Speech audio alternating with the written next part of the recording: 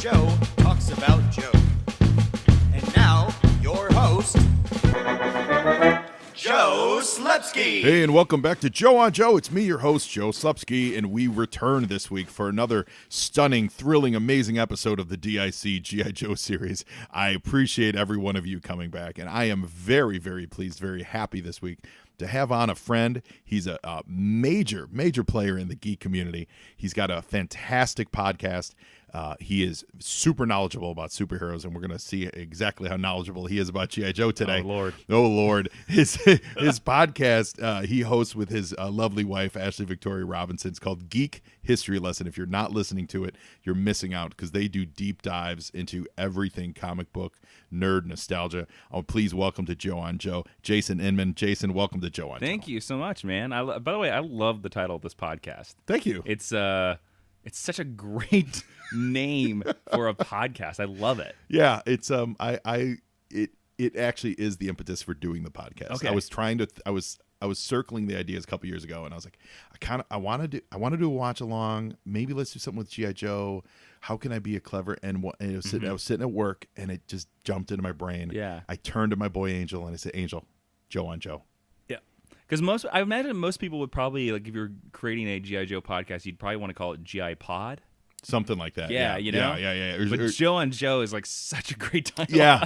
Mm-hmm. I'm in love with it. Yeah. I'm in love with it. And also because it's also funny. Like, it sounds like, just like a podcast about two men Joe on getting Joe. into Two Joes. getting into masculine men things. Although I would listen to that podcast. Oh probably. yeah, totally. Well, we did for our Halloween episode last year. We did Joe on Gem. We disguised the podcast as we covered the first that's episode great. of Gem. That's Yeah. great. Yeah. Was it an April Fool's? It was for Halloween. Oh, We nice. were in disguise. We just, for our podcast on Geek History Lesson, we did our April Fools, and we released it on April Fools, and in all the descriptions, it was like for the 1st of April, we put out the 15th episode of our MASH recap podcast. So, like, if you go through our feed, you'll see, like, episode 205 of Geek History Lesson is actually called Tuttle, and it's like Tuttle mad about MASH.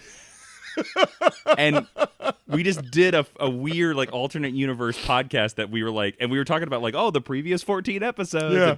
And it was so funny to see, like, how many viewers didn't read the description, because the description starts on the 1st of April. And it dropped on the 1st of April. Yeah, it dropped on the 1st of April. We did that on an episode of Star Trek. Nice. Aaron Harvey's Star Trek podcast, Saturday Morning Trek. Oh, yeah. And we did an episode that was Saturday Morning Star Wars. And, Oh, we nice. just covered the animated special, and we didn't. Nice. We pretended like it was it's so much. I love podcasts because that you could do that stuff. Yeah. You don't have to clear it with anybody. No, just put it out there. Yeah, it's one of the things we were talking about a little bit before we got on air this week. And listeners, if you're out there listening, go to Facebook page, go to Facebook Joe on Joe Pod, and we started doing Choose Your Own Adventures. I love those. I've seen them. They pop up my feed, and I love them. Yeah, and they G.I. Joe published like 19 or 20 individual, find your fates, they called them. It wasn't under the Choose Your Own Adventure lines. And I had the thought Tuesday, I was like, wait a minute, like, I have all these books. Let's just start doing them. Yep. Let's see what happens. Choose Your Adventure books, man, are a thing that the internet has killed. Yes. Like, they won't exist now because of the internet. Because RPGs exist. Yeah, and, exactly. And Dungeons and Dragons and video games. Yeah. And it literally went from conceptual thought to being on my Facebook page within about 8 hours. Yeah, it's awesome. And it's just fun to do. I had a Choose Your Own Adventure Carmen Sandiego book, I remember. Really? Yeah, and there was some part about it where I can't remember what it was. It was around the 4th grade, and I would read it on or play it with a friend on the bus, because I'd ride the school bus. And it was something about, like, if you tractor to Paris, you'd get stuck in a loop. Oh. So the book would, like, constantly loop you. And I remember being so mad about that. It's like that Mike Allred slot issue of Silver Surfer. Yes, yeah, exactly. Like, yeah, it was the Mobius strip. Yeah. Well, that's fantastic. Well, let's get into that, man. Where you grew up in Kansas, right? I grew up in a small town outside of the small town called Stark, Kansas. I actually grew up on a farm. Okay. In the middle of nowhere. The closest airport is 2.5 hours away in every direction. Was it a working farm? Or Yeah. What did you guys raise or grow? We had cows, we had pigs, we had goats, we had chickens, we had everything you can imagine. We had Amazing. it. We grew wheat and Milo and soybeans, all kinds of stuff. Cool. Like, I woke up in the morning. I like to say, it's kind of funny, I like to say that I grew up I feel like I grew up in the 70s. Actually, instead of because I grew up in the 80s and early 90s. Because my parents didn't have cable. My parents still don't have internet. Whoa. Yeah, still do not have internet. So I always feel like when I go back, they can't follow anything you do. No, they don't.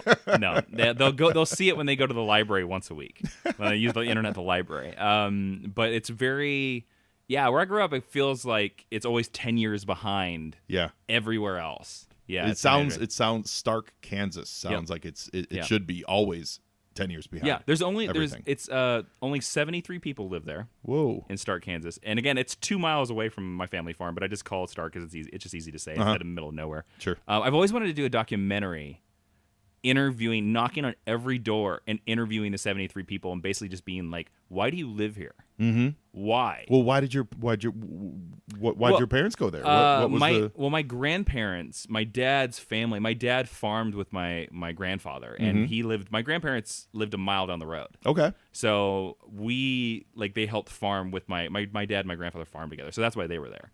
While my grandfather was there, that's where he was born. Hiding out for the law? Yeah. Probably. But it's such a small place, and most people have never heard of it. So that's why generally out here, I'll say, like, I'm from Smallville. And you'll be like, people will be like, yeah, I've been there. I'll be like, it doesn't exist. It's fictional. It's fictional. And we actually have a friend in common, Shane Wallace, and you met, right? Yes. And you know Shane from college? I went to college with Shane at Coffeyville Community College. That's so funny. It's so crazy. It's such a small world. Yeah, because I worked with Shane. I did improv with Shane. Oh, really? I did improv. Yeah, he and his wife Shayna are super talented. They're making films now. Mm-hmm. They're back in Wichita. Yeah. And he was my so Shane, if you're listening, I hope you we'll ping you with this. So does he listen? This. Oh man, I don't know if he listens, but we're friends on Facebook. I haven't spoken to him in a while, but he was my boss at a comic shop at Graham Cracker Comics, right? Yeah, in Chicago. And then he moved out back to Wichita, and then I moved to LA, and then you and I were at a party, and we meet, and just randomly through the magic of Facebook. Through the magic of Facebook. So apparently the Russians know that we have a friend in common. That's true. That's true. That's the lesson for today. Yeah, Shane was a cool dude. I did improv with him and Shanna, his wife, before they were married. She went there as well. Yeah, it was. If you don't know what Coffeyville, Kansas is, it's this small little town out of nowhere that gets mentioned in the Reign of Fire movie with Christian Bale and Matthew McConaughey. Gets one mention. Yeah. Was the writer from there or something? Well, no, because there's this famous band of outlaws called the Dalton Gang. Yeah. Okay. They're from there? Well, no, Coffeyville, Kansas is the town that shot them to death. So that's why that town is famous. Oh, that's great. So in Reign of Fire, Matthew McConaughey brings up, like, we're just like Coffeyville, Kansas. Like, we got to kill the dragons out of the Dalton Gang. Hey, you do a good Matthew McConaughey. Yeah. All right. So you guys, you and your wife actually do a geek history lesson. Yes. It's a weekly podcast, and you do like deep historical vibes. You take one topic, and what I like about it is you will do something like, say, the Green Lantern Corps, but you'll also then one week just do Guy Gardner. Or just do John Stewart. So you don't just cover, hey, here's everything. Or you'll do Silver Age Superman, Golden Age Superman, etc. How long have you guys been doing that? What prompted it? We've been doing it for about 4 years now. Like, it's 4 years. We just passed our 200th episode. We're like 205 episodes now. It's funny because we always, like, when we first met, we always wanted to do a podcast, and we had a lot of different ideas. And I just got onto this idea when we first started to be like, oh, I want to do something educational because I think the best podcasts are where you learn something. Yeah. And we just stumbled across the idea. And I remember we even came up with a name where I was just like, let's just call it what it is. It's a geek history lesson. And that just seems like the perfect title. And so it just came up from there. I will say, like, the one thing that nobody realizes, we have a lot of fun doing that podcast, but it takes, I would say, on average, it's like 4 to 5 hours of research for every episode. I couldn't imagine. You know, I used yours actually as kind of an inspiration of, like, I can't do that much research. Yeah, I need to format my stuff. We've gotten faster. Because we've gotten faster as we've gone along.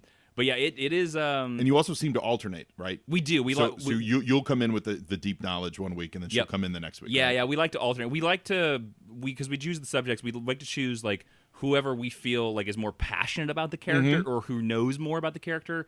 Like, Ashley really wanted to do. We have an episode coming up about Thanos.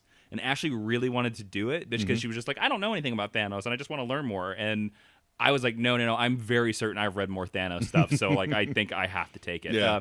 But it's interesting because we do broad subjects and then very specific subjects that we're 205 episodes in and we haven't touched Iron Man.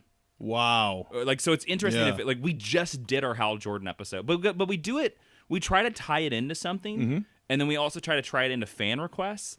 But it's interesting because all our fans request characters that I don't know if we'll ever do a geek history lesson on because they're so because it's a fine balance because our episodes are about 45 minutes to an hour, so the character has to have enough stuff to at least get to 30 minutes or that we can talk about. Yeah. And you'll find, especially if they're like a Silver Age villain or something like that, like we could never do one on Heatwave, like Right. from The Flash, because what all the stories are, he shows up, he Burns burns something, people, yeah. Flash puts him to prison. Okay. That's the shortest geek history lesson of all time. Like, so you have they've got to have some meat, and it's very surprising like what characters have meat and what characters don't. Like Mon-El from the Legion of Superheroes was insane. Like he had so much history, Ton. because he's been rebooted so many times. So Yeah. like the lesson became about these are the 17 different origins of Mon-El, and I didn't know that there were 17 different origins. But you'd be surprised too, like.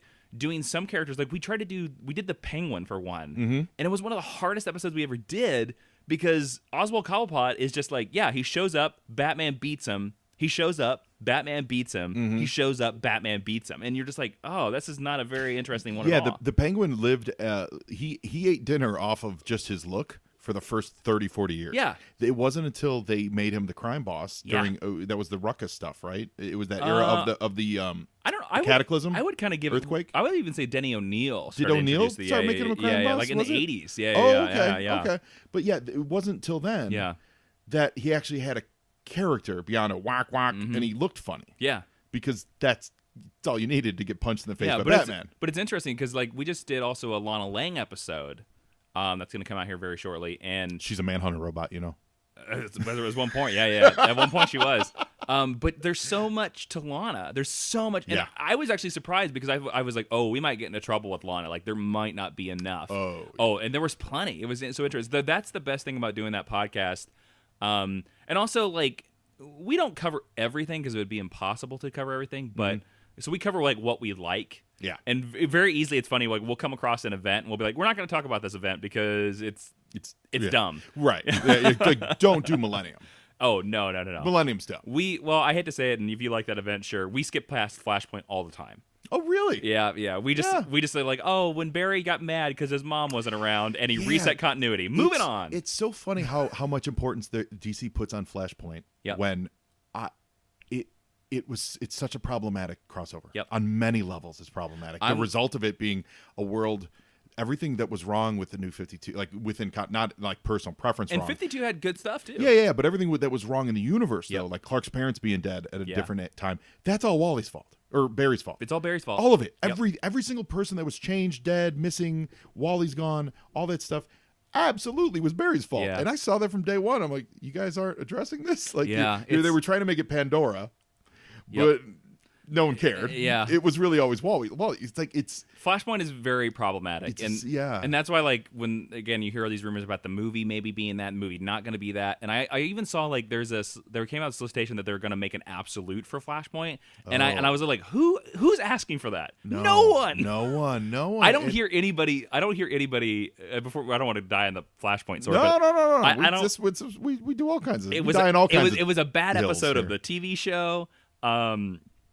I don't hear anybody being like, "Oh, Flashpoint's one of the greatest Flash stories of all time." Well, it's one of the same. It suffers the same problem, and I say suffer because Mark Miller's Red Sun. Yeah. When someone walks in and they say Red Sun's my favorite Superman. They're talking about Golden Apple Comics. Someone walks in and says Red Sun's my favorite Superman story. In my brain, I go, well, then you don't like Superman. Yeah. Because it's a good Superman story. Oh, yeah. But it's an alt version. It's not about Superman. Yeah. Flashpoint sort of was about Barry, but it really wasn't. It wasn't about any of the versions of any of the characters that you actually like. It was a cracked mirror, and it doesn't have any relevance until you have all this history behind it. Yeah. And that's the same premise. Yeah. So how can Flashpoint be your favorite story when? Yeah, it's a little weird, but so we skip past stuff like that, and we don't cover everything. For the record, I hope that they do Flashpoint for the movie, and what they're smart. That's just what they'll use to reboot their movie universe. Mm-hmm. And I think they're just going to reboot their movie universe. Well, I know. I don't think they're going to make a movie about rebooting. I know, but they would be so cool. So you start the movie. You bring Affleck back with his Phoenix tattoo, and you bring him back for one scene. Yeah, and you cram him in the batsuit, and he has a talk with Barry, and Barry does the Flashpoint, and then in the other for the rest of the movie, it's Negan from Walking Dead who played his dad. Oh, you know what I mean? Jeffrey Dean Morgan. Yes, who I love. He's amazing. And so you put him in the batsuit for the whole movie as Thomas Wayne. Then when you reboots the universe, comes back, and then you got your new Batman. It's different Batman. So you got 3 Batmans in one movie. The audience will absolutely go with it. They loved the first Star Trek. This first Star Trek, similar concept. And then you've got everything reset. And then you can keep what you like, get rid of the crap you don't, which there's a lot in the DC cinematic universe. There's and this is not even my pitch, but I know this is Joe and Joe, but I want to bring this up real quick because I don't know if you've heard this. This is from Mark Bernardin on Fat Man on Batman. He gave this pitch of what he thinks DC should do because he thinks DC should just swing for the damn fences right now and go crazy. And I agree, they should. They should just go crazy because if it doesn't work when you go full on crazy, then it's time to say goodbye. He thinks they should do, because the one thing that DC can do that Marvel can't do is they should do a crazy Crisis multiverse movie. And he was like they should just do a movie, call it Crisis on Infinite Earths. He's like, it doesn't have to be Crisis on Infinite Earths, but the movie is all about, you know what? We're going to have the 5 people who are living who have played Batman all in the same movie. And they're just from different Earths. Yes. He was like, we're going to put Michael Keaton as Old Man Batman. We're going to bring Val Kilmer back. We're going to get George Clooney in it. We're going to get Christian Bale. Ben Affleck is in there. We're going to put all of them in there because that's the one thing that Marvel can't do because we've only had 2 people ever play Captain America in a live action. But DC could do that. And he was like, and if they were even smarter, they'd do the same thing with Flash. Like they would have John Wesley Shipp, Grant Gustin, and Ezra Miller all in the same movie. 100%. And it would blow people's minds. When they first started on the Flash show, when they started toying with the alternate universe, and now they do it all the time. I started in my head. I started fleshing out a spec script of this was when Adam West was alive. Yeah. You absolutely send him to a universe, even though if they couldn't get the rights. Yeah. He's just a retired Bruce, guy named Bruce. Yep. And you bring in Adam West and you bring in Burt Ward and you have him reignite that. You know what I mean? Just get all the craziness of it. Yeah. And that's what I agree. That's a great idea. You just they go need crazy. to embrace that. Swing for the damn fences. Yeah. Make your Infinity War. Like that would be DC's Infinity War. And if it doesn't work after that, then because from that you could spin off any movie. Yeah. Any movie you wanted to. If you did that movie, everybody would even give you a pass on Cyborg, which before Batman v Superman, everybody's like, really? You're going to make the Cyborg movie? And even after Justice League, I'm like, you're going to make the Cyborg movie? And it also does them the favor of bringing in continuity, everything in the past. Yes. So now all this rich history that people have. And the coolest thing thing about DC is the multiverse. So it do is. it. It totally is. Swing for those damn fences. I like it. Well, you guys swing for the fences every week on Geek History. I appreciate that. So the best way to find you guys, obviously go to any places you get your podcasts, go to, iTunes, Stitcher. It's on Spotify, all that stuff. Yeah. And we can find you online at Jawin, Jawin. That's for Twitter. You have a YouTube page, YouTube/Jawin. You're easy to find, and you've got great social media presence. Thank you. I think you really good Jason rapport. Inman. I think it's all over. Jason, you got really good rapport with your fans. And the other exciting thing that we need to talk about that everyone listening needs to seek out, go to your local comic shop. You guys put out a comic book called Jupiter Jet. We did, yes. It was a Kickstarter project. It was a Kickstarter project and then got picked up by Action Lab Entertainment. And it's absolutely gorgeous. Yes, Ben Matsuya. That's not ours at all. That's our amazing artist, Ben Matsuya. Yeah, well, and I love the story. Tell the listeners about it. It's about a 16-year-old girl who finds a jetpack, a mysterious jetpack from her dead father, and she uses it to steal from the rich and give to the poor and to pay her rent. And eventually she steals something that she shouldn't have. And she maybe starts facing some men with glowing eyes and some robots and gets into a world that she can't quite handle. It's great. One of the things with kind of, upstart, non-mainstream comic books is there's often there's a look to it. There's there is. Not to denigrate it. It's just a level of, okay. Oh, great. That's an awesome looking book. But you can see it's not fully. Your book has polish. Oh, nice. Is Thank what I'm you. saying. Like that, you guys Thank actually you. transcend that. I'm a Kickstarter, so I technically haven't read it. You have all the digital copies. Yeah, you have some digital copies, but I'm waiting for the Yes. trade. I'm really excited. trade comes out May Yeah, I'm 30th. really excited about it, and we carry it in the Pre-order at store, your and comic book it's stores. such a good looking, Thanks, man. book, man. And I'm really looking forward to reading it. So May 30th, May 30th, the trade will be in the issue store. 5 comes out April 18th. That's the final issue. Okay, so go to your local comic shop. I know a lot of you guys are still reading comics and Joe fans. It's not just G.I. Joe out there. You got to support Jupiter Jet. That's right. So go out there, local comic shop, ask them to get the Jupiter Jet. If not the last issue, get the trade. Yeah, get Get the the trade. trade, I think we're really proud of it. And, You should be. We're in a perfect world, it'd be 5 volumes, and that's volume 1. Great. So yeah, because we have the ideas to tease you a little bit. We love to check. Our perfect idea would be every volume moves her ahead a year. Oh, So yeah. she's 16, and we end the story where she's 21. So she's going to die at 21. No. Oh, okay. That's the end of her story. No, the rocket no. crashes. No. But yeah, that's the idea. But it is we intentionally made it as the comic book for everybody. Mm-hmm. It does have it's advertised as an all ages comic book, but it's not all ages that it's dumbed down for adults. Good. We put it as a tone of a Pixar movie. Oh, So perfect. there's something for adults, Yeah. but there's something for kids. Well, comics used to be all ages and not I dumbed miss down. it, dude. That's what we're finding out. We started our Patreon for Joe on Joe, Mm-hmm. and on it we do a Patreon exclusive podcast called Joe and Joe Illustrated, Mm-hmm. and we break down every issue of the G.I. Joe comic book. So if you're out there, go to patreon.com/Joe and Joe Pod. Find me on Twitter and Facebook at Joe and Joe Pod. Follow me. You know, we do all kinds of stuff. We're doing Choose Your Own Adventures. Everything's blowing up Joe. But what was great about it is that they're written for all ages, but they're not dumbed down. That's right. It's at some point, I don't know when it was the 90s. I feel like it was the mid 90s when they started Yeah. saying comics/cartoons. There's a kids version and then there's the everyone else version. Yep. And they didn't have to be that way. No, Because They the can be everyone everything. else, the everyone all version, they used big words. Mm-hmm. They used smart words. People spoke intelligently. Yep. And yet there wasn't crazy adult stuff that kids yeah. shouldn't be exposed to. I think, to me, I think it's a problematic universe or comic book industry when I can't hand Batman to anybody under 10. I agree. The most recent issue of Batman, I cannot give it to anybody under 10. Yeah.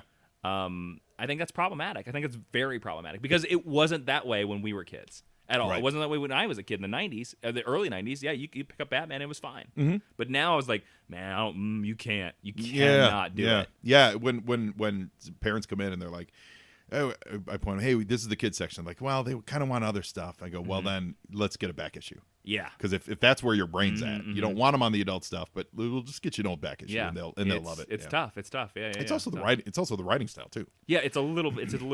Like not just necessarily the content, but just the speed and the pace Mm-hmm. and the introducing the characters. Well, that's the thing, and too. making sure that you understand what's Yeah. going on in there. It's a lost art.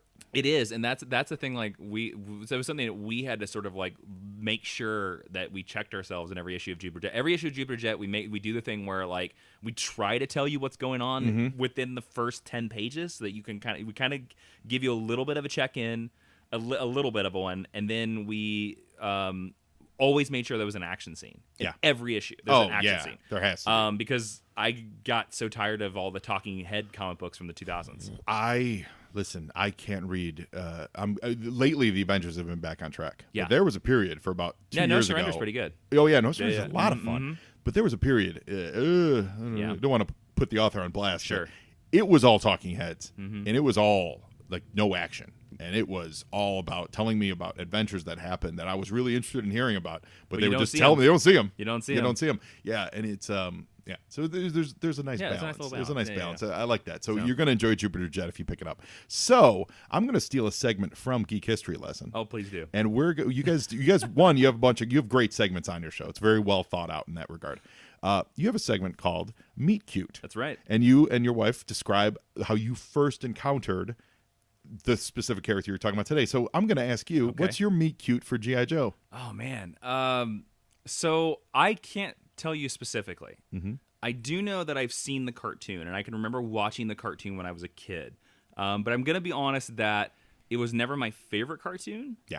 I was more of a Turtles guy, and G.I. Joe's slightly ahead of me. Like it's a little bit it's kind of like Transformers. Like I knew what Transformers was. I had Transformers toys. I had G.I. Joe toys, but it was a little bit ahead of me. The one memory that I can remember about G.I. Joe is that there was a specific Joe character that I wanted the action figure for, and I hunted and I hunted and I hunted, and I finally got it. I remember being so happy that I got this character. Now, it wasn't until many years later, and I don't even know where this action figure is. I lost it somewhere or whatever. Learning that maybe that wasn't the best character, or I don't know.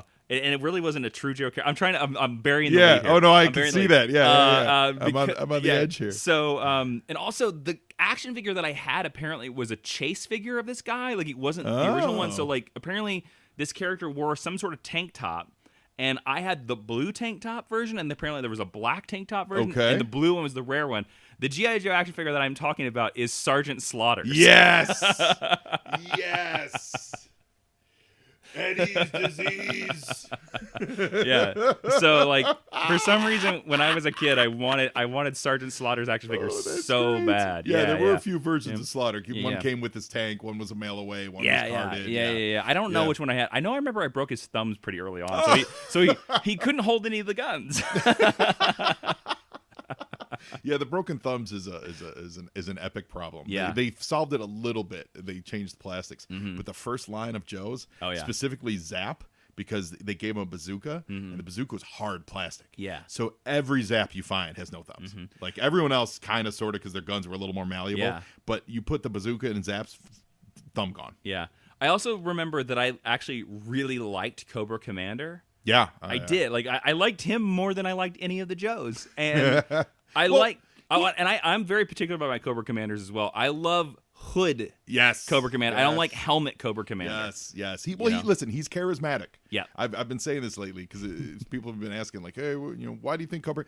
He convinced all these people to do all this stupid stuff. He's a cult leader. He's a very effective cult leader. Yeah. So I'm not surprised he trapped you into his web of lies.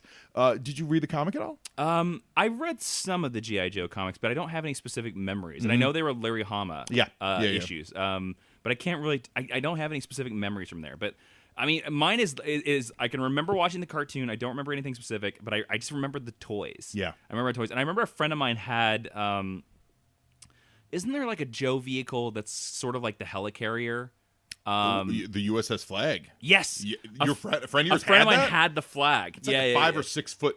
It's a monster. It was so huge. That's crazy. I remember being so angry that they had it. I was like, "Are you kidding me?" that was the toy. So that sat on the shelf at every. It was always. It was easily available because it was so expensive. Yeah, and there was no room for it at anyone's house, so it wasn't hard to get. Now $2,500. Well, my friend was also lucky enough to have nothing but a toy room. They had a specific toy room. So this was a spoiled. That's kid. really great. But it was so big. The flag. You fit multiple Sky Strikers on it. Yeah. Sky Strikers were huge. Yeah. They were two-handers. It was so big. I remember this thing, like, it basically took up the entire room. And you're just like, oh my God. That's really cool. Yeah. That's awesome. All right, so we're going to get him on the show next week. Sure. He still enjoys the pleasures of the USS Flag. I don't know. Man, I'd be surprised if he still had it. Oh my God. Awesome. Well, I'm excited. Today's episode is called The Nozone Conspiracy. Okay. Now, as you could maybe ascertain it's got something to do with the ozone. Okay. Which is, was a huge thing. That was early 90s, late 80s. That's when we first learned that we were. Yeah, right. Exactly. That's funny. That's exactly what the plot revolves around. I love that it's the Nozone conspiracy because, like, it's introducing. My head is automatically autocorrecting to Frozone from The Incredibles. Right? Yeah. I believe this predates Captain Planet, so this is a good, this is a good, and it also, they were about to do like the line of Eco Warriors on the toy line too. So this is G.I. Joe getting a little bit of a social conscience on this is the start of, all right, interesting. And there's a very silly opening gag that I'm going to save till we get to the show that is just absolutely so I'm real excited. So everyone, Jason Inman, find him online, Jawen, check it out. Geek History Lessons, the podcast. You guys know where to find it. And thank you for being on the show. Thanks for having me, man. And this is going to be great. We're going to get started with the episode right about now.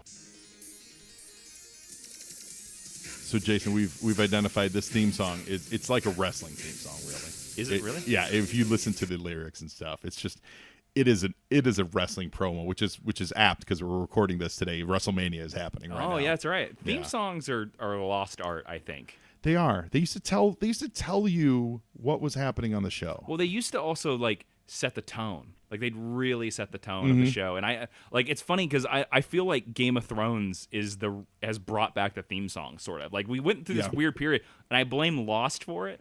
Like Lost was just like show the title card. Yeah, That's that it. was one of the Yeah, first. yeah, One yeah. of the first ones where it was like, what? There's no intro. Okay, Yeah, all right, exactly. You know, And cartoon theme songs especially because they used to have such amazing theme songs. Yeah. So many lasers.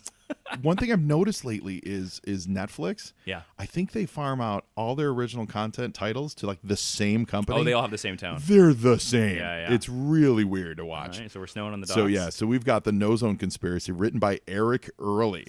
Is that a pseudonym? It sounds like a pseudonym, Yeah, doesn't doesn't it? So this dude, his name is Undertow. Not the security guard. Okay. No. This dude here. So, Jason, there were eels, right? So there were vipers. So there's different types of vipers. There's a range viper. There's a this viper. There's a that viper.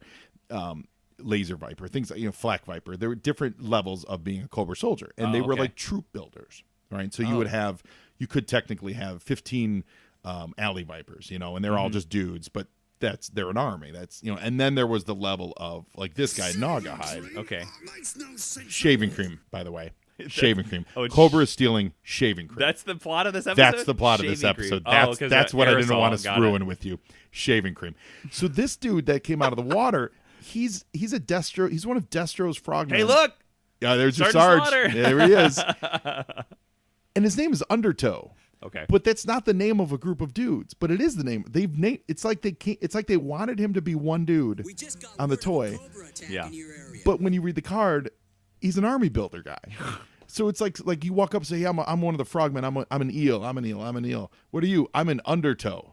Like that doesn't work. Yeah. Undertow's the name of a guy. That doesn't work at all. It doesn't work, right? Yeah. They just said they got millions of gallons of shaving. Millions of gallons of shaving cream. What are they going to do with it? They are going to. It's actually for Zorana's legs. all the shape shifting and disguising. Yeah. It just really wreaks havoc on your follicle system. I don't think millions of gallons are inside that. No, I don't think so either. Yeah. Plus, I didn't know that you stored shaving cream fully expanded. I didn't think so either. I didn't think you did either. I didn't think you actually until you pumped it into the can. And why is the world's foremost shaving cream manufacturer in the Arctic? Right? What is going on? That seems problematic as well. Yeah. What is going on that they're making shaving cream in the middle of filming the John Carpenter movie The Thing? I do appreciate, though, the tactical awareness of the Joes because they're all wearing winter coats. They are. So they're prepared to basically abandon their vehicles. Yep, they so are. So that's Sub-Zero. He's one of the new Joes they introduced in this episode. He was this generation's snow trooper, like snow job. Ah, okay. Now that we know who's behind the great Sub-Zero. shaving robbery, Now you're just Zero. Joe Zero? Just from Running Man. Oh, that was yeah, the name yeah. of the big opera singer guy, which made no sense. You're in for a treat right now. They're actually illustrating these guys in outfits, not like they put coats on them. Yeah. Normally on the show, They keep the character the models. budget is character model, Yeah. because they don't want to redo it. But Sarge has a coat. They all have Salvo coats. has a coat, yeah. called CFCs. And we get a little bit of Cora Forbin's, all right. yeah, it's a little bit of ozone history lesson. You know? And G.I. Joe typically didn't have to do this because they're basically a toy commercial, correct? Yeah. Yeah. They didn't deal a lot with real world issues Yeah. at all. If anything, this normally would be the kind of thing they would address on the Now You Knows, the PSAs that ran afterwards. Yeah. I don't know if they ever did an environmental one, but they do stuff like don't litter, or don't pick up a power line. But it would be something like this, like, hey, we got to protect the ozone layer, kids. Look out! Look at all the Cobra people taking notes. Oh, this is They're taking notes. so great. This is so great. He is literally using the car salesman technique here to train them to go out into the world and be salesmen for this product. And watch this. They branded it Cobra. They brand, of course. Well, wait a minute. No one's better at branding than Cobra. All right. No one's better at branding than Cobra. But watch what they're about to. They're about to show you the commercial, Oh my God, I'm so excited for and this. I'm going to let you identify it because as soon as you see it, I know you're gonna have the exact same reaction that I did. All right, we'll see. We'll see. Yeah. Salesmen and saleswomen. This is one of those moments where I wish they had in the crowd drawn more of the traditional old Cobra days. Yeah. Even if you don't have to get their voice actors in there, but Yeah, exactly. like the Tomax and Zaymot would be great here.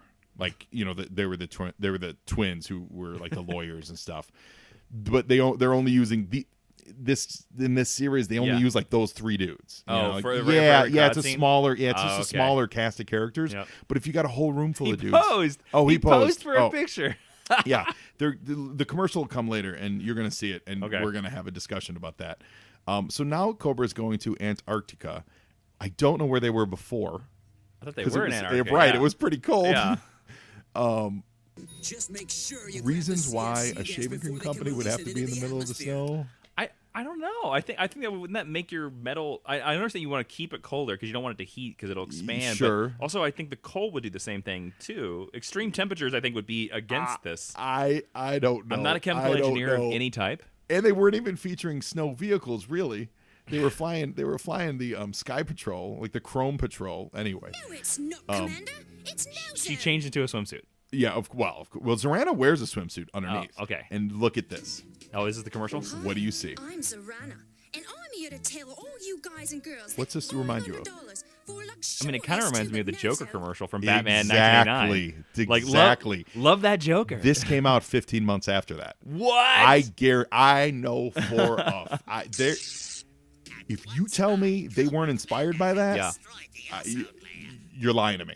This is the Joker commercial, and it's the Yeah. same premise, right? Remember the Joker poisoned Yeah. all the chemicals and all the all the and all the products. Yeah, all the because they're all product. like, love that Joker. Yeah, love that Joker. Mm-hmm.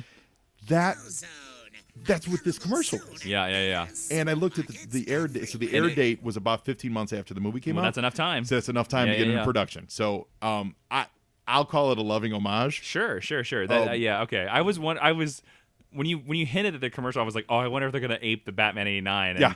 But I thought this would have aired before this. No, So, the yeah. air date on this was like October of 90. And Oh, look at these snowboarders. you see, Yeah. here's some snow vehicles. Very exciting. And Snow Serpent. Snow What Serpents, a great yeah, name. that's- Yep. Let's open our canopy How are and you get driving? in the way of the the guy lasers. back there is driving.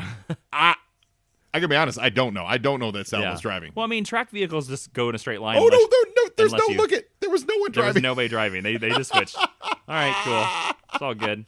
I do love their like rear rocket jetpack snowboards. Oh yeah, this era really got funky with the colors too. Mm-hmm. Like they really expanded past like the green, blue, black look on a lot of the guys. I mean, which that's a cool looking doesn't vehicle. always Like as a work. kid, oh man, and it's a flying vehicle. Sure. I mean, I want this toy as a kid. So you see that thing above him Mm-hmm. that it's on the toy. I believe it shot little discs.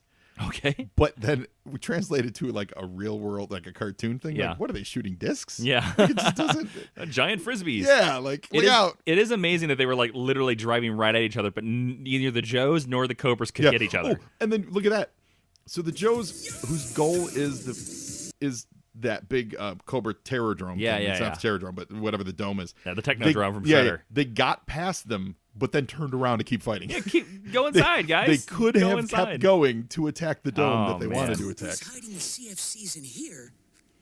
Yeah, Sub-Zero is kind of the he's kind of the hero of this episode. He's the only one that's going to do stuff. Yeah. One way to find out. You're exactly right, Snowman. Which is why I'd like to be the first. Oh, to that know. is yes, that is a snow serpent, and this is the V2 of the snow serpent. I prefer the first one. Oh, okay. The first one was more actual camouflage, and snow is more white and blue. Ah, okay. So we're gonna go to commercial and be right back. Okay. Today's file card features on the G.I. Joe Snowcat driver, codenamed Frostbite. His file name is Farley S. Seward. His primary military specialty is the motor vehicle driver, secondary specialty is armor, and his birthplace is Galena, Alaska. Frostbite was born in a place where summer is a myth and crowd consists of two people standing on the same acre. He worked briefly as a lineman on the pipeline but found that job unchallenging despite the 40 below zero temperatures and hazardous conditions. The Army promised to give him a challenge whenever he wanted one.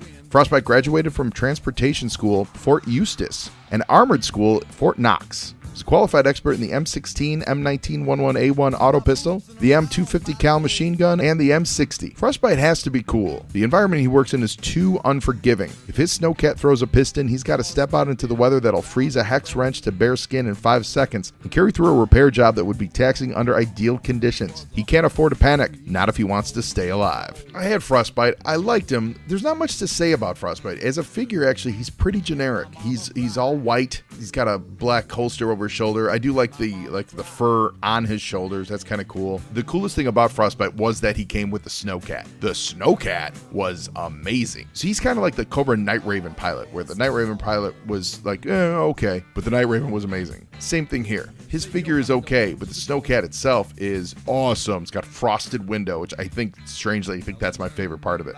The window was frosted, so it looked like the only clear part you could see through was where the window wiper was, and that was amazing. It had ski torpedoes, so you had missiles that were on like a snowboard that when they fired, they would skim the surface of the snow and hit the target. And the rotating missile rack that it sat on top of it. Plus, it had both treads and wheels. Snowcat was an amazing toy. So much fun with the Snowcat. So I think Frostbite gets points because he came with the Snowcat, but on his own, he's a little bit generic for my tastes. However, without Frostbite, we don't get the Snowcat and vice versa. Farley S. Seward, we salute you. Yeah, so this iteration of the Snow Serpent, they put like brown vest on them, and in my brain I'm like, well, why are we wearing brown in the snow? In the snow, the first one looks like the first ones looked like straight out of Hawk. This Joe's here, like white and blue. They're at least camouflaged. Yeah, he's got a purple, like all this purple on him. Yeah, he'd stick out like a sore thumb. He looks like Sasquatch. And it's true to the toy. Mm-hmm. But why would you Snow Guy? I don't. Yeah. Did they ever make this little techno drone Cobra thing? No, it's weird. There were a lot more Cobra vehicles, buildings, etc. that were created just for the show than there were for G.I. Joe. And almost everything you see with G.I. Joe was an actual toy because there were so many more Joe toys. They were able to pick and choose. Mm-hmm. But like in this case, they needed a building for Cobra.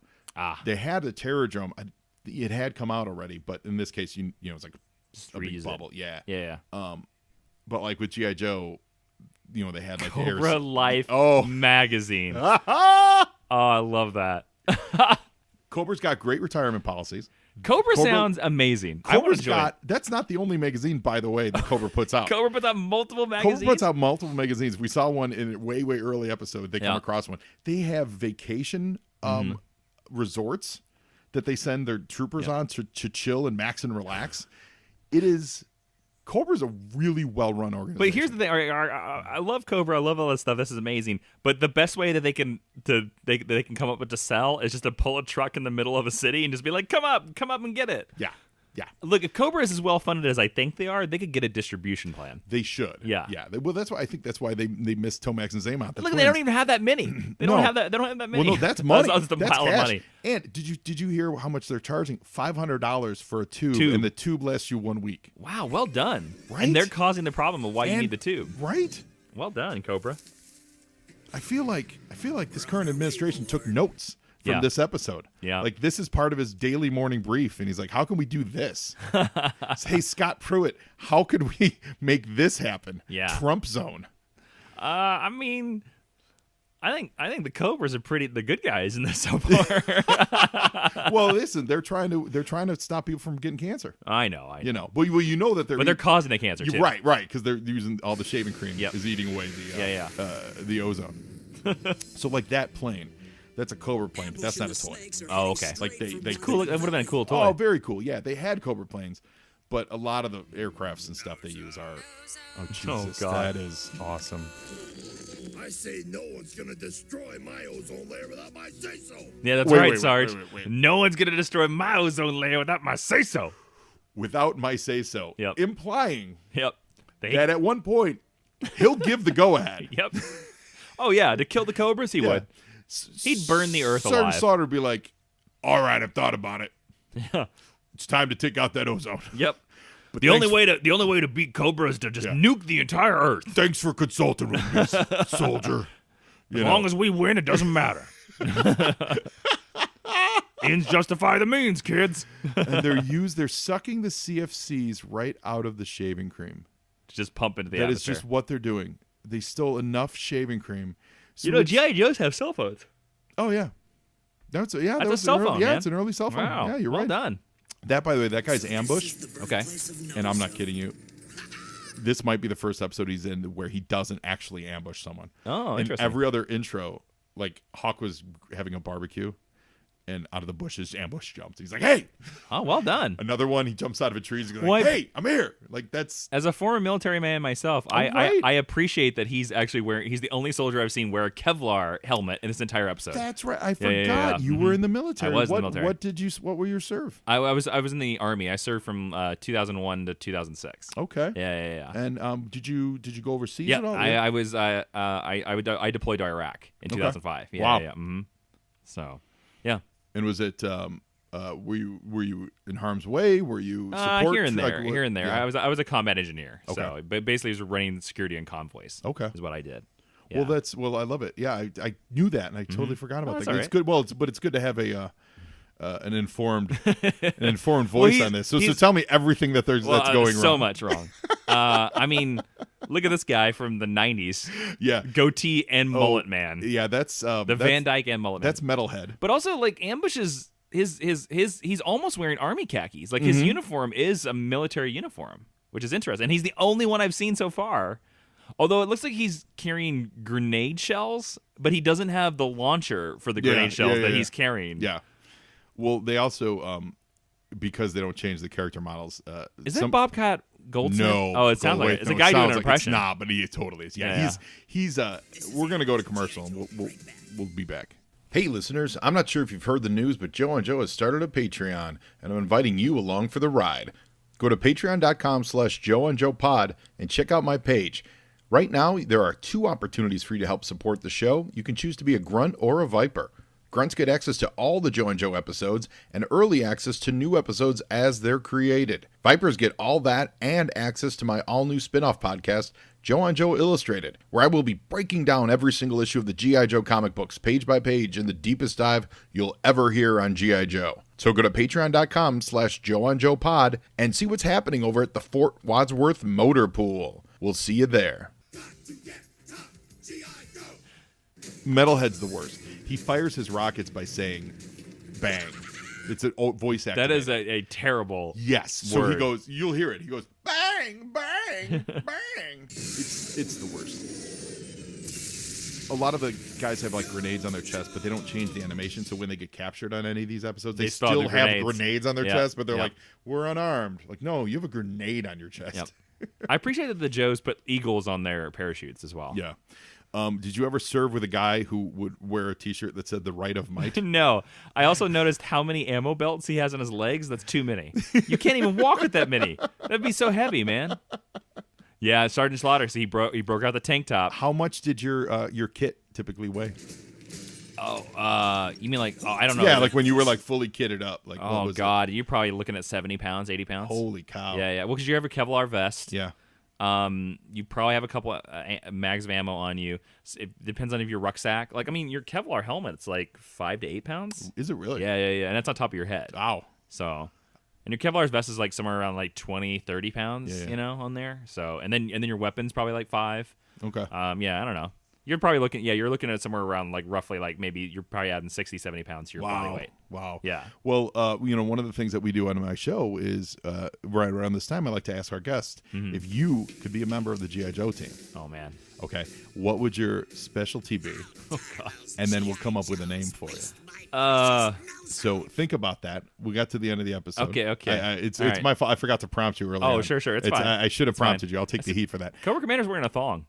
I literally the animation he has a blue stripe down his ass crack. Then now they've changed it. Oh, that's great. Yeah. That's great. That was a good shot of Slaughter. It's a little cartoony for me, but fun. Yeah. I mean, it's pretty strong to throw an entire And computer. for the record, your specialty can be things. My wife is the Cobra cleaning lady. Oh, so it's not interesting. necessarily Okay. legit specialties. All right, it's all like right. take your your geek lore knowledge and maybe apply. All right, that now or here's the something thing: like the that. Joes could have packaged the shaving cream and take it back to the company, helping out the company. Yes. Instead, they're just like burn it all down. No, wouldn't that also release it the into the CFCs atmosphere. into the Yep, atmosphere? Yep. Correct. Yeah, like there's. there's a lot Yep. problematic with Yeah, this. yeah. This is also the series that eventually would introduce and tackle the drug problem with Headman. Oh, good.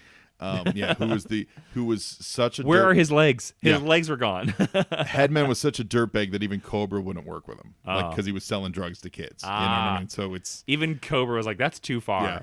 I love that Salvo He's still carrying them just as carries it on his shoulder. Yep. He's just ready to fight. Like that's That'd be it. so heavy. Oh my god, it's got 5 rockets Yep. in it. Also, you can't be that close to rocket blast. Of course. Of course. His ozone busting balloon. Oh my god. When I don't know if that's enough chemicals that would actually make a difference. I'm shocked that the balloon is actually like just a regular checkered pattern and Yep. not some Cobra adorned Design. design. Yeah. Yeah. I'm shocked by that. How Floored. often does Cobra Commander show up in this design that he's in this episode? this whole series? Okay. Yeah, he's Yeah, not as good as the classic. right. design. This era they really drove home the toys and like And they, look specific. and they needed to sell a new Cobra Commander. Right, and that Cobra Commander was on sale. So that version of the guy. So Spirit, I don't know if you remember Spirit, the No. like Native American. Oh, yes, tracker. yes, yeah, yes, with yes. the Eagle. He was a part in this era. He was a part of Slaughter's Marauders. Mm. So whenever he shows up, he's only in his Slaughter's Marauders outfit. Yeah. Like they have him very specific to the toys that they were trying to sell that were available for sale. Got it. Which is So- crazy because there were no women in these lines at all. Oh, so yeah, I Rana's remember. on this episode, but she's an older toy. Yeah. When you look at like Yojo.com or our And how friend many 3D Scarlets Joe's, did they ever have? they did a few versions of her. Okay. She got a Ninja Force version right around this time, but the voice actors didn't come over. So they didn't. None of the voice. A couple of voice. Cobra Commander and Baroness are the only 2 voice actors that came over. Yeah. And General Hawk Okay. briefly. Oh, yeah, General Hawk. I forget about him. Yeah, and so they kind of just dropped all the other characters. So Destro's on it, but it's a different voice actor, and they And give Duke him a is just different look. never in it. Duke shows up visually, but never says a word. You know, it's Wow. yeah, it's crazy. It's Not even it's- Snake Eyes. Snake Eyes the quietest Joe ever. No, Yeah, no, yeah. No, yeah, he's not. Snake Eyes not on this show anymore. Like Okay. he's just not. Which That would be sucks. you would think. And he's like, he's like the most visually Yeah. coolest looking Joe. And you don't have to pay a voice actor. Yeah. Doesn't show up. Wow, that's so He's weird. the best. Doesn't show up. So Cobra Commander, trying to convince Metalhead to do something, and it's just he needs Well, to. I'm blow wondering up what this. they're gonna do with this balloon. Well, they want to bust it. Yeah. In order to really pop the ozone. I don't know. That's like a magic parachute? rope parachute. Parachute? Oh, he went Oh, bang. that's funny. See, you said one and, bang. and he launched into his own. I love how the camera follows. Oh, Yeah. yeah, and it goes right down his throat. I want to know I wonder if the same voice of Skeletor does Cobra Commander. It was Chris Latta, and he was Starscream. Oh, that's okay. That's what it you're is. hearing. Okay, yeah. It was So I Chris was like, Latta. it sounds so familiar. Yeah, he's such a. He passed away. I think mid '90s. But No, it's- Joe. Yeah, I mean, such a great Yeah. voice. Such a great voice. But he was Get Starscream. these Yeah. CFCs out of the sky and set them down somewhere we can dispose of them without doing the ozone layer any harm. See, Which that is- makes sense. Yeah, good. Finally, He used somebody- brain. So somebody's much shaving thinking. cream wasted. So much. There's gonna be so. This is the boom of a new bearded era. Yep. So many people. Well, it's funny. These Cobras all rocking delightful facial. Well, I mean, facial he hair. has like no chest hair, so maybe he could use it on his Yeah, chest. yeah. Like he has no body hair, and if he's a big old Now, Aussie, you know, Metalhead yep. has a lot of body hair. Yep.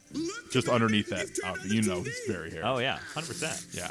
How nice. Maybe there will be something soothing to watch. What? Oh no, this is. This is. Yeah, a lot of these too. They have weird pacing. Where like this We're not episode, bearskin should have rug. ended a minute ago. Yes, it should have. And And- also, shouldn't the Joes? They know that they're in this Correct. headquarters, And they're not. and they're not coming back from it. So the Pursuing them. Cobras are just kind of chilling out. They're just like, well, that didn't work. Mm-hmm. They could be arrested right now. And he hates Nozone. He hates the ozone layer. It is. It's almost the Dukes of Hazzard rule Yeah. of you cross the line, you get out of Hazard County, and I can't chase you. What a weird ending. That's welcome to the DIC episodes. Oh man. So what Chuck if Patton. you were going to be on the Joe or Cobra team, you can be Cobra. Okay. What do you think you would be? You know what? I want to be the Joe's quartermaster Okay. because none of them have the proper equipment, All right. except for when they were wearing their Arctic outfits. Yeah. But when they were running around, like they're all wearing different outfits. They look, if they're a military organization, they need to be uniform. Yes. So that they come off as a bastion of society, a good thing. And they've got to have the proper. None of them had weapons, I saw, except for the one guy. Yeah. Sergeant Slaughter was just like throwing cabinets. You're right. Yeah. They weren't running around with weapons. Where are their weapons? I didn't even they notice have that. grenades on their chest, Yeah. but they don't have a grenade launcher. You're so right. That's crazy. So I want to make sure that the Joes are fully equipped and properly equipped. I'm going to add 70 pounds to each one of them. Okay. But I'm going to make sure that they can So you're the take care of them. quartermaster. I want to be the I'm going to be the quartermaster. Let's call you can call me Uniform. Uniform. Oh, that's Jason. Yep. That's perfect. That is perfect. Yeah.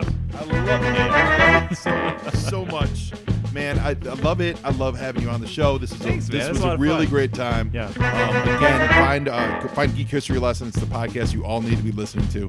Follow him at Jawin. Uniform, the Joe's quartermaster. Yep, I'm the quartermaster. Yep. Man, it's